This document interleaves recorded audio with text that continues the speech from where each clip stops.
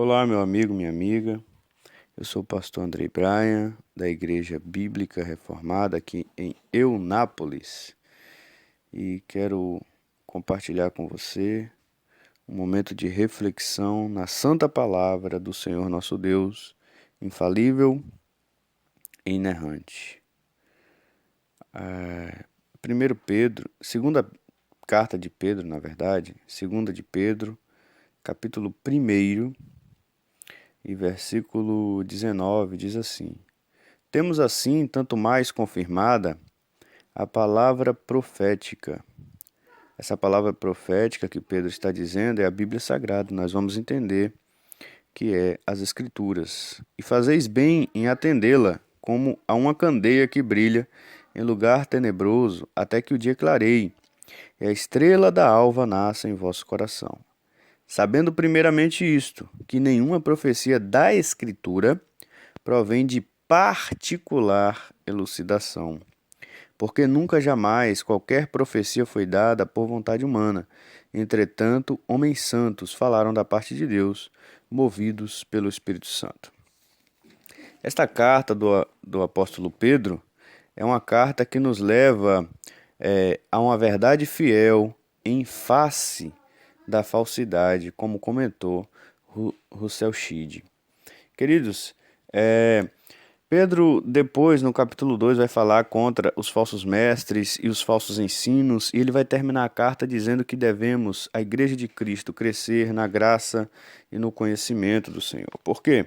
Sem o conhecimento de Cristo, as pessoas ficam como meninos levados por todo o vento de doutrinas falsas e estranhas. E muitos têm se cercado de doutrina de demônios, se cercado de doutores, para falarem aquilo que elas querem ouvir, e têm rejeitado a sã doutrina, a doutrina sadia, que é a palavra de Deus e a Bíblia Sagrada pregada como deve ser, interpretada de maneira literal, certo? Porque não tem nenhum sentido que é fruto da mente humana, é exatamente o que o Espírito Santo quis dizer através do autor, através do escritor, sentido único e sentido, interpretação literal e sentido único. É assim que devemos interpretar a palavra de Deus. Nesse capítulo 1, o apóstolo Pedro já inicia falando no versículo 2 que graça e paz vos sejam multiplicadas no pleno conhecimento de Deus e de nosso Senhor. Certo? No versículo 3 ele diz: Visto como pelo seu divino poder nos têm sido doadas todas as coisas que conduzem à vida e à piedade, pelo conhecimento completo daquele que nos chamou para a sua própria glória e virtude. E no versículo 19, primeiro ele vai dizer também, dos versículos 16 ao 18, que o testemunho que ele dá a ele e os demais apóstolos é um testemunho real, porque eles são testemunhas oculares da majestade do Senhor Jesus Cristo. Eles viram o Senhor Jesus Cristo, então eles estão falando de uma coisa que eles viram.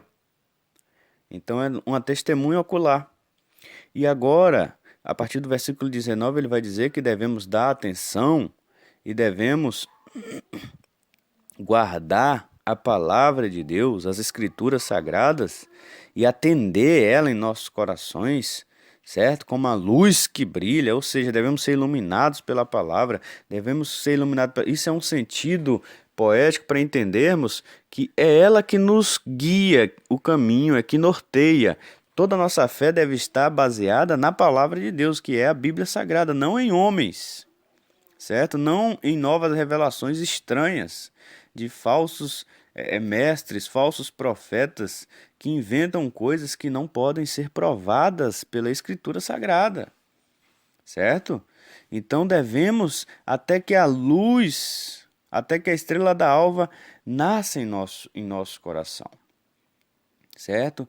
Sabendo que toda a Escritura é divinamente inspirada por Deus, não podemos deixar que Satanás e seus ministros venham mentir para nós e dizer que tal parte da Escritura e manipular e tentar desmerecer e tirar a autoridade de alguma parte da Escritura. Não, toda a Escritura é divinamente inspirada por Deus. Toda a Bíblia, de Gênesis a Apocalipse, não tem um só versículo que esteja errado, não tem um só versículo que não devia estar. Todos estão porque o Espírito Santo de Deus queria que estivesse e devemos receber todos como palavra de Deus, inerrante e infalível. É assim que devemos confiar na palavra de Deus. Só dessa maneira a igreja pode se livrar do falso ensino, da mentira dos falsos mestres, que o apóstolo Pedro vai falar no versículo 2, no capítulo 2 dessa mesma carta, dessa mesma epístola. É só assim que a igreja cresce na graça. É através do conhecimento do Senhor Jesus Cristo. É pelo conhecimento, o pleno conhecimento, é pelo pleno conhecimento, como ele disse no versículo 3, que o Senhor Deus tem nos doado, certo?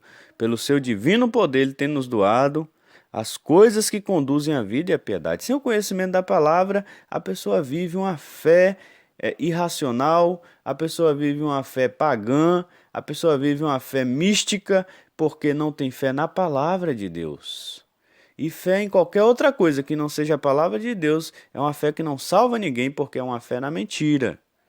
E somente a verdade, que é a palavra de Deus, é quem liberta. E conhecereis a verdade vos libertará. Crer numa mentira não liberta ninguém.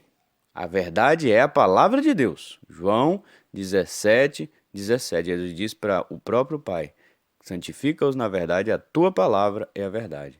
Devemos atender à palavra de Deus, receber a Bíblia Sagrada e meditar e viver à luz da Bíblia Sagrada, porque ela é a palavra de Deus, inerrante e infalível. E só assim é que verdadeiramente servimos a Cristo, somos verdadeiros cristãos se vivemos à luz da Bíblia. Uma igreja verdadeira é uma igreja fiel à Bíblia. É a igreja mais próxima da Bíblia. Um cristão fiel e verdadeiro é um cristão que vive exatamente mais fiel à palavra, fiel ao que a Bíblia diz. Cristãos que vivem aquém da palavra de Deus, que vivem rejeitando a palavra de Deus, são falsos cristãos. Igrejas que vivem rejeitando a palavra de Deus em parte dela e só aceitam parte e rejeitam parte, é uma falsa igreja, não é uma igreja verdadeira nem genuína do Senhor Jesus Cristo. Que o Senhor Deus possa nos iluminar as mentes e os corações por sua graça e misericórdia através da sua santíssima e maravilhosa palavra. Glória ao Senhor Jesus Cristo.